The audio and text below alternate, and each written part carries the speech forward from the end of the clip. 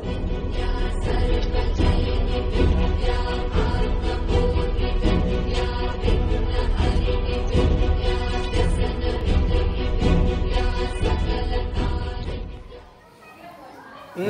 विद्यार्थी मित्रों, આપણે ધોરણ 9 પ્રકરણ 3 પરમાણુ અને અણુઓ ભણવાનું છે વિજ્ઞાનમાં। તો હવે પહેલી વસ્તુ, પરમાણુ અને અણુ બંને વચ્ચે શું ડિફરન્સ છે?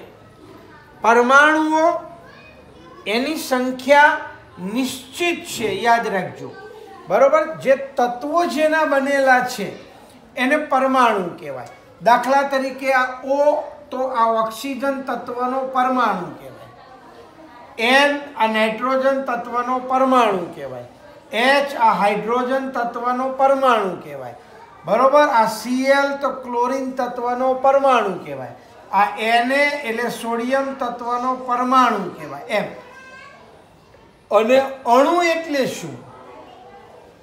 તો દાખલા તરીકે આપણે આ O2 લખ્યું તો ઓક્સિજન વાયુનો આ અણુ કહેવાય, H2O લખ્યું તો આ પાણીનો અણુ બન્યો, હાઇડ્રોજન વાયુ લખ્યો H2 તો આ અણુ થયો, મીઠું NaCl લખ્યું તો આ મીઠાનો અણુ કહેવાય। એટલે જે તત્વનો નાનામાં નાનો ભાગ એને પરમાણુ કહેવાય અને સંયોજનનો નાનામાં નાનો ભાગ એને અણુ કહેવાય, આને સંયોજનો કહેવાય। એટલે એક કરતાં વધારે તત્વો ભેગા થઈને જે બને એ સંયોજન છે અને સંયોજનો ભેગા થઈને જે બને એ મિશ્રણ છે, યાદ રાખજો। આપણે આગળના ચેપ્ટરમાં આપણી આસપાસના દ્રવ્યો એની અંદર આ બધું આપણે ભણ્યા છીએ, બરોબર, કે એની અવસ્થાઓ પણ જોઈએ આપણે સંયોજનોમાં અને એને કેમ અલગીકરણ કરાય, શું છે એ બધું આપણે ભણ્યા છીએ। એટલે અહીંયા એક સરખા પરમાણુઓનો સમૂહ એને આપણે તત્વ કહેતા હતા અને તત્વનો જે નાનામાં નાનો ભાગ એ પરમાણુ છે, યાદ રાખજો। પરમાણુની બહારની કક્ષા એ ભરાયેલી પણ હોય અને ન પણ ભરાયેલી હોય। જ્યારે અણુ બને ત્યારે એની બહારની કક્ષા હંમેશા ભરાયેલી જ હોય, એટલે એની મુક્ત ઇલેક્ટ્રોન એની અંદર ન હોય તો પરમાણુની અંદર હોય, બરોબર। તો પરમાણુ વિશે કેવી કેવી માન્યતાઓ હતી સમજજો। તો ભારતમાં ઈસવીસન પૂર્વે 500 એટલે 500 વર્ષો પહેલાં, ઈસવીસન પૂર્વે એટલે અત્યારે હાલ આપણા 2020 છે અને એ 2020ના 500 પહેલાં એટલે આજથી 2700 એટલે 2000 અને બીજા 500 એટલે 2520 વર્ષ પહેલાંની વાત છે। તો આ દ્રવ્યના વિભાજનનો વિચાર કરવામાં આવ્યો કે ભાઈ દ્રવ્યનું વિભાજન થાય કે નહીં, અને લોકો આ એટલા માટે આવો વિચાર કરતા હતા કે પહેલાંના જમાનામાં બધો વ્યવહાર છે ને એ સોનામાં ચાલતો। તમારે કોઈ પણ વસ્તુ લેવી હોય તો સોના મોર આપવી પડે, એટલે સોના મોરમાં વ્યવહાર ચાલતો કે ભાઈ ચલો તમારે ખેતર લેવું છે તો કે ભાઈ 10 સોના મોર, તમારે અનાજ લેવું છે તો આટલી સોના મોર આપવી પડશે, તમારો પશુ ભેંસ લેવી છે તો આટલી સોના મોર આપવી પડશે। એટલે સોના મોરમાં પહેલાં વેપાર ચાલતો અને ખાસ પૈસા તો હતા નહીં, એટલે વસ્તુ વિનિમય ચાલતી, કેટલાક વસ્તુ વિનિમય થતી કે ભાઈ બોલો મારા ઘરે બાજરી પાકી છે તો એક કોથળો બાજરી હું તને આપું, તારા ઘરે મકાઈ થઈ છે તો એક કોથળો મકાઈ મને આપ, એટલે આને વસ્તુ વિનિમય કહેવાય। આપણે જેમ હાજે ઘરે મમ્મી બનાવ્યું હોય તો વાટકા વ્યવહાર ચાલે, આપણા ઘેર ભજીયા બનાવ્યા હોય તો આપણે ડીશ ભરીને બાજુમાં આંટીને આપી આવીએ, અને આંટીના ઘેર પાણીપુરી બની હોય તો ત્યાંથી પાણીપુરીની ડીશ આપણા ઘેર આવી જાય, આને વસ્તુ વિનિમય કહેવાય। એવી રીતના પહેલાં વ્યવહાર ચાલતો, પણ એટલે લોકોને સોનાની કિંમત બહુ હતી પહેલાં, એટલા માટે આ દ્રવ્યનું શું કરીએ, શું વિભાજન કરીએ તો અંદરથી સોનું બને. એના માટે લોકો પ્રયત્ન કરતા હતા. અને સૌ પ્રથમ ભારતીય તત્વજ્ઞાની થઈ ગયો મહર્ષિ કર્ણાદ. આ મહર્ષિ કર્ણાદે એવી ધારણા કરી કે જો આપણે દ્રવ્યનું વિભાજન કરતા જઈએ તો આપણને વધુને વધુ નાના કણો પ્રાપ્ત કરતા જઈશું. દાખલા તરીકે એક ચોકનો ટુકડો છે, આંબળી લો. કર્ણાદે શું કીધું કે એક ચોકનો ટુકડો છે, એના તમે 2 ટુકડા કર્યા તો એ બંને ટુકડાને કહેવાય શું? ચોક જ. એકને ચોક કહેવાય ને બીજાને પેન્સિલ કહેવાય, એવું બને? આપણે ચોક જ કહીએ. એના પાછા બીજા 2 ટુકડા કર્યા, એના પાછા 2 ટુકડા કર્યા તો જે નાનામાં નાનો ટુકડો વધ્યો એને પણ આપણે શું કહીએ કે આ ચોક છે એમ. એટલે એના જેવું અહીંયા કહેવાનો મતલબ પદાર્થનું દ્રવ્યનું વધુને વધુ નાના કણોમાં વિભાજન થાય છે. અંતે એવો સમય આવશે કે આપણે એવા સૌથી નાના કણ સુધી પહોંચી જઈશું કે પછી એનું વિભાજન શક્ય નથી. અને આજે વિભાજન શક્ય ના હોય એવો જે નાનામાં નાનો કણ એને પરમાણુ નામ આપ્યું. બરોબર? ડાલ્ટન નામના વૈજ્ઞાનિકે એને પરમાણુ કહ્યું હતું. એવી જ રીતે બીજા ભારતીય તત્વજ્ઞાની થઈ ગયા. બરોબર? એનું નામ હતું પકુધા કાત્યાયમે. આ પકુધા કાત્યાયમ થઈ ગયા. એને આ સિદ્ધાંતને ઝીણવટપૂર્વક સમજાવ્યો અને કહ્યું કે આ કણો એટલે કે પરમાણુ સામાન્ય રીતે સંયુક્તપણે અસ્તિત્વ ધરાવે છે અને જે દ્રવ્યના વિવિધ સ્વરૂપો આપે છે. એટલે કેટલાક પરમાણુઓ ભેગા થઈ અને જે તત્વ બનાવે, આ તત્વ કોઈક જગ્યાએ ઘન સ્વરૂપે મળે, કોઈક જગ્યાએ પ્રવાહી સ્વરૂપે મળે અને કોઈક જગ્યાએ વાયુ સ્વરૂપે મળે એમ. એટલે એને કહેવાનો મતલબ વિવિધ દ્રવ્યના સ્વરૂપો આપે છે. ત્યારબાદ ગ્રીક તત્વજ્ઞાની થઈ ગયો ડેમોક્રિટસ. આ ડેમોક્રિટસ અને બીજો થઈ ગયો લ્યુસિપસે સૂચવ્યું કે જો આપણે દ્રવ્યનું વધુને વધુ વિભાજન કરતા જઈએ તો એક સમય એવો આવશે કે જ્યારે પ્રાપ્ત થયેલા કણોનું વધુ વિભાજન શક્ય નહીં બને. અને ડેમોક્રસે આ જે અવિભાજ્ય કણો હતા એને પરમાણુ કહ્યા એમ. આમ તમામ બધા તત્વજ્ઞાનીઓ હતા, એની માન્યતાઓ આધારિત બધાની માન્યતાઓ અલગ અલગ હતી એમ. એટલે ખાસ યાદ રાખજો. તો પ્રાચીન ભારત આપણું અને ગ્રીક તત્વજ્ઞાન છે. આ હંમેશા કહેવાનો મતલબ દ્રવ્યના અજ્ઞાત અને અદ્રશ્ય સ્વરૂપ છે એના વિશે આશ્ચર્યચકિત થતા રહ્યા. એટલે કંઈક નવું ને નવું શોધવા માટે વિચાર કરતા રહ્યા એમ. દ્રવ્યના વિભાજનનો વિચાર કર્યો એમને.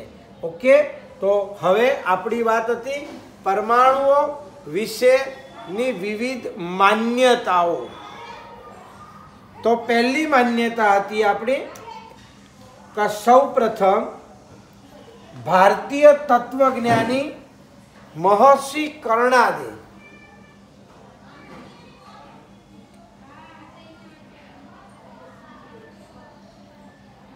ભારતીય તત્વજ્ઞાની મહર્ષિ કર્ણાદે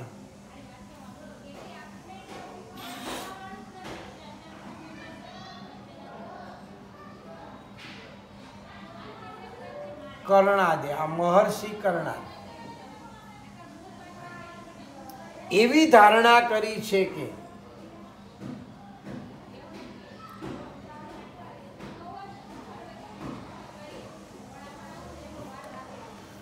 જો આપણે દ્રવ્ય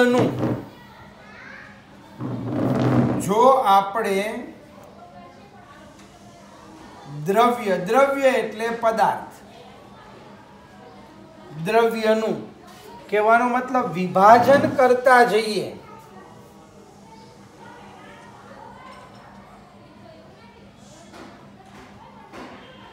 વિભાજન કરતા જઈએ તો આપણે વધુને વધુ નાના કણો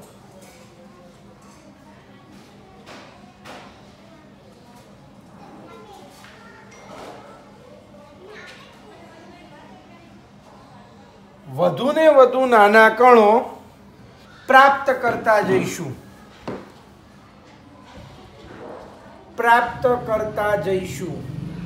એટલે નાના નાના કણો આપણને મળ્યા કરે એમ આવું આ મહર્ષિ કર્ણાદે કીધું આપણને બરોબર બીજું અંતે એવો સમય આવશે કે આપણે સૌથી નાના કણ સુધી બરોબર નાના કણો પ્રાપ્ત કરતા જઈશું અંતે સૌથી નાનો કણ જેનું વિભાજન શક્ય નથી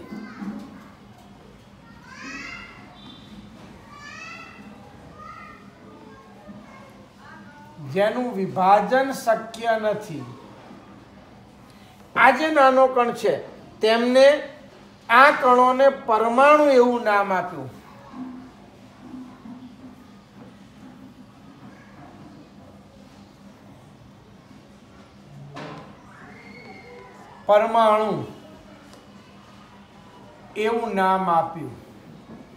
એટલે એને પરમાણુ કીધો એમ હવે એવી જ રીતે બીજા ભારતીય તત્વજ્ઞાની થઈ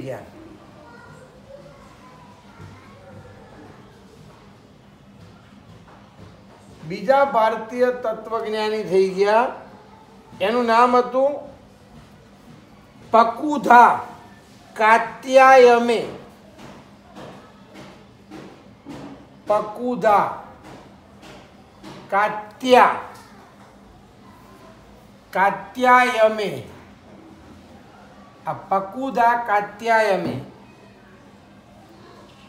આ સિદ્ધાંતને ઝીણવટપૂર્વક સમજાવ્યો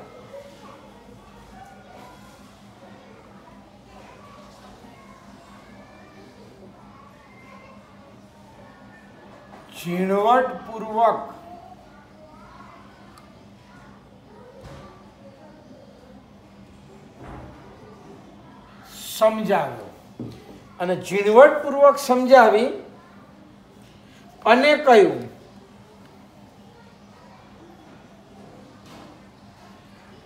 કહ્યું કે એમને શું કહ્યું આ કણો એટલે પરમાણુઓ જેને આપણે પરમાણુઓ સામાન્ય રીતે સંયુક્તપણે અસ્તિત્વ ધરાવે છે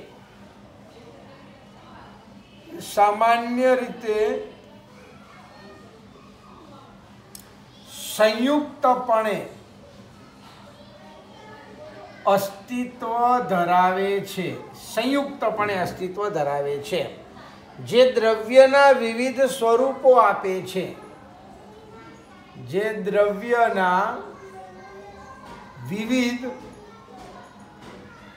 સ્વરૂપો આપે છે યાદ રાખજો પછી પ્રાચીન ગ્રીક તત્વજ્ઞાની થઈ ગયો ડેમોક્રિટસ ત્યારબાદ પ્રાચીન ગ્રીક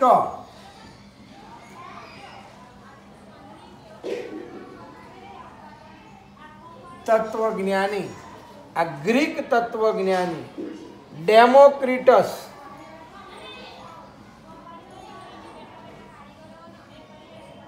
અને બે તત્વજ્ઞાનીઓ ડેમોક્રિટસ અને લ્યુસિપસે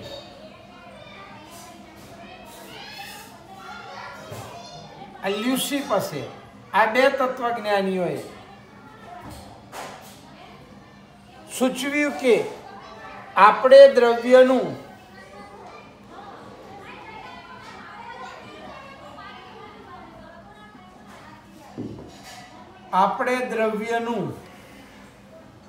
વધુને વધુ વિભાજન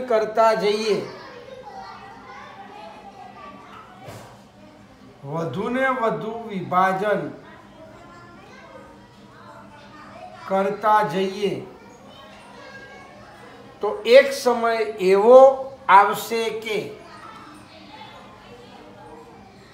તો એક સમય એવો આવશે કે જ્યારે પ્રાપ્ત થયેલા કણોનું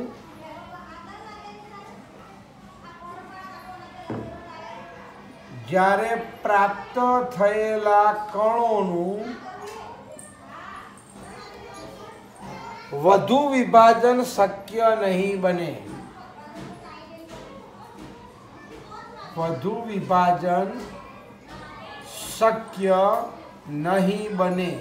એટલે એનું વિભાજન નહીં થાય, એમ નહીં બને. અને આ જે કણો છે ડેમોક્રિટસે આ અવિભાજ્ય કણોને પરમાણુઓ કહ્યા. ડેમોક્રિટસે આ અવિભાજ્ય કણોને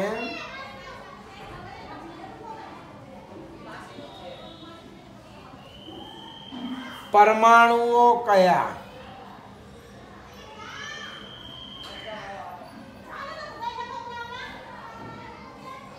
યાદ રાખજો.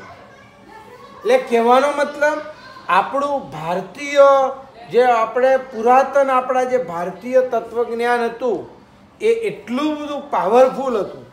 આ મહર્ષિ કર્ણાદે, મહર્ષિ ચણકે, આ બધા કેટલા બધા શોધો કરી છે, પણ સાલા ભૂરિયાઓ આ પશ્ચિમવાળાઓ એ બધું ઉઠાઈ ગયા અને એમ કીધું કે ભાઈ અમે આ શોધ કરી.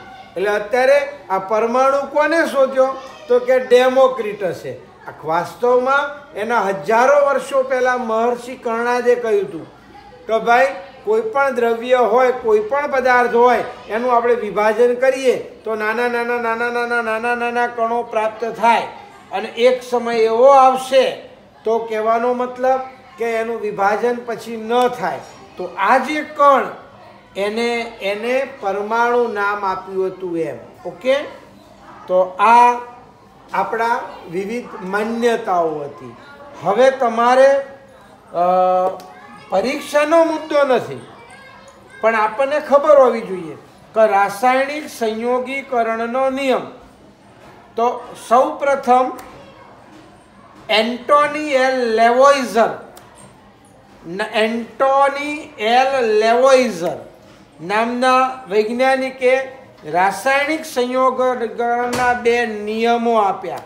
બરોબર? આ રસાયણ શાસ્ત્રનો જેને પાયો નાખ્યો, આ લેવોઇઝર અને જોસેફ એલ પ્રાઉસ્ટ, આ 2 વૈજ્ઞાનિકે પ્રયોગો કર્યા અને આ પ્રયોગોના આધારે એમને 2 નિયમો આપ્યા. એક નિયમ દળ સંચયનો નિયમ આપ્યો. એને શું કીધું કે કોઈ પણ રાસાયણિક પ્રક્રિયામાં દ્રવ્યોનું સર્જન કે વિનાશ થતો નથી એવું કીધું. એને દળ સંચયનો નિયમ કહેવામાં આવે છે. દળ, એક પદાર્થનું દળ બીજા પદાર્થમાં રૂપાંતર પામે ખાલી, પણ એનો નાશ ના થાય અથવા નવું દળ ઉત્પન્ન ના થાય. બરોબર? એટલે એને દળ સંચયનો નિયમ કહેવામાં આવે છે. યાદ રાખજો, આ દળ સંચયનો નિયમ આ 10મા ધોરણમાં 11-12માં ખાસ અગત્યનો છે. પરીક્ષામાં નથી પૂછાવાનો આ મુદ્દો, છતાં હું તમને સમજાવું છું કે કોઈ પણ રાસાયણિક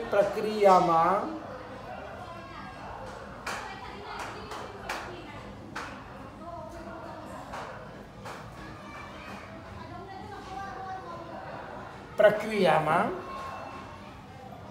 દ્રવ્યોનું સર્જન કે વિનાશ થતો નથી.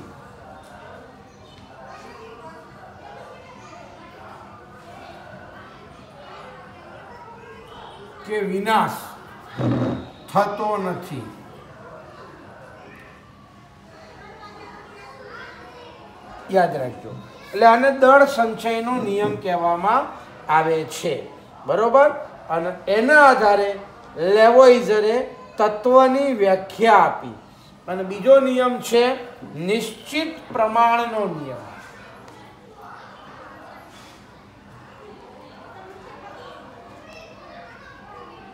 આ નિશ્ચિત પ્રમાણનો નિયમ. તો નિશ્ચિત પ્રમાણનો નિયમ લેવોઇઝરની સાથે બીજા અનેક વૈજ્ઞાનિકો હતા. એમને નોંધ્યું કે અનેક સંયોજનો છે, 2 કે તેથી વધુ તત્વોના બનેલા છે કેમ સંયોજનો, અને દરેક સંયોજન છે એક સમાન ગુણધર્મથી, કહેવાનો મતલબ એક સમાન તત્વો ધરાવે છે. પછી એ તત્વ ક્યાંથી આવ્યું, કોણે શોધ્યું, એની સાથે એને કાંઈ લેવા દેવા નથી એમ કહેવાનો મતલબ. એટલે રાસાયણિક પદાર્થોની અંદર જે તત્વો છે એ હંમેશા એના દળથી નિશ્ચિત પ્રમાણમાં હાજર હોય છે. આને કહેવાનો મતલબ નિશ્ચિત પ્રમાણનો નિયમ કહે છે. એટલે જે દળ હોય એની અંદર, આ દરેક સંયોજનની અંદર એ તત્વો છે એ 2 થી વધુ તત્વોના બનેલા છે. બરોબર, દરેક સંયોજનો એ 2 કે તેથી વધુ તત્વોના બનેલા છે.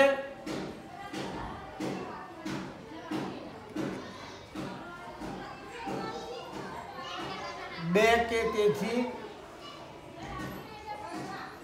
વધુ તત્વોના બનેલા છે.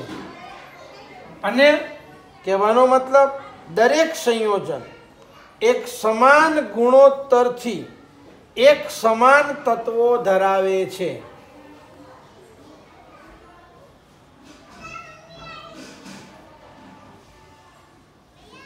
દરેક સંયોજન એક સમાન ગુણોત્તરથી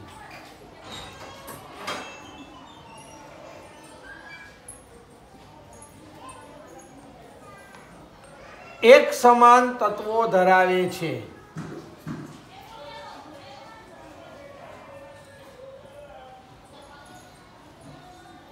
એટલે કહેવાનો મતલબ પછી એ તત્વ ક્યાંથી આવ્યું, કોણે શોધ્યું, એની સાથે કંઈ સંબંધ નથી. દાખલા તરીકે પાણીની વાત કરીએ તો દાખલા તરીકે પાણીનો નમૂનો ગમે ત્યાંથી લેવામાં આવે, અમેરિકામાંથી લેવામાં આવે કે સુરતમાંથી લેવામાં આવે કે ઓસ્ટ્રેલિયામાંથી લેવામાં આવે, પાણીના નમૂનામાં 2 હાઇડ્રોજનના પરમાણુ ને 1 ઓક્સિજનનો પરમાણુ જોડાયેલો હોય, યાદ રાખજો. અને એનું જે દળ છે એ નિશ્ચિત છે. એટલે 9 ગ્રામ પાણી લઈએ તો એની અંદરથી 1 ગ્રામ હાઇડ્રોજન આવે ને 8 ગ્રામ ઓક્સિજન આવે. બરોબર, એટલે સમાન ગુણોત્તર કહેવાય આના. એવી રીતના એમોનિયાની અંદર પણ નાઇટ્રોજન અને હાઇડ્રોજનની વાત કરીએ તો નાઇટ્રોજન 14 ગ્રામ આવે અને હાઇડ્રોજન 3 ગ્રામ આવે. એટલે 14:3ના પ્રમાણમાં જોડાયેલું છે. એટલે આને નિશ્ચિત પ્રમાણ, એટલે આ નિશ્ચિત પ્રમાણનો નિયમ કહે છે. બરોબર. અને પ્રાઉસ્ટે આ નિયમની રજૂઆત આ પ્રમાણે કરી હતી કે રાસાયણિક પદાર્થોમાં તત્વો હંમેશા દળથી, એટલે અહીંયા રાસાયણિક આ કોને કરી તો પ્રાઉસ્ટે.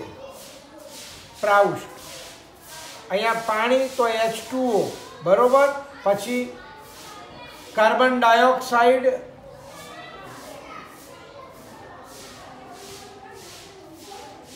તો CO2 એમ, બરોબર.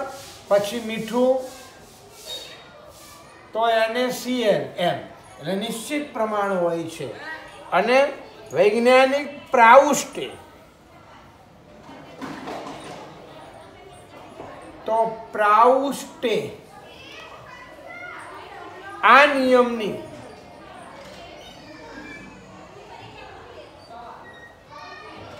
રજૂઆત આ પ્રમાણે કરી હતી.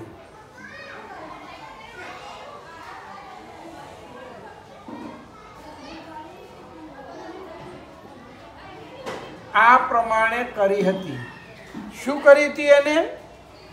તો એને એમ કીધું કે રાસાયણિક પદાર્થોમાં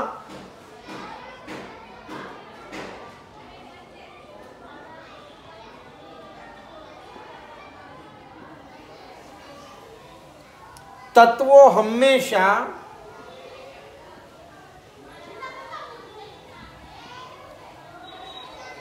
દળથી નિશ્ચિત પ્રમાણમાં હાજર રહેલા હોય છે.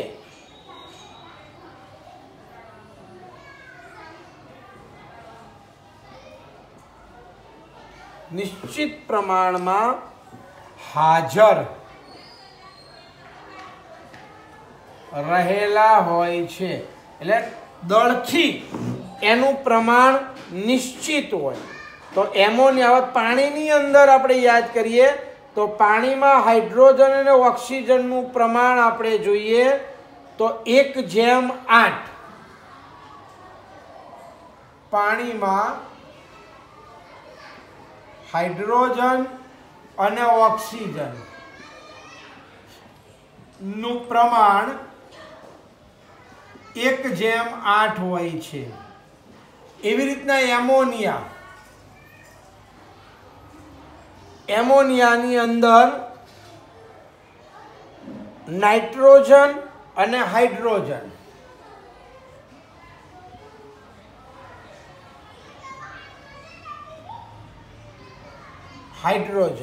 બરોબર નો આ દળનો ગુણોત્તર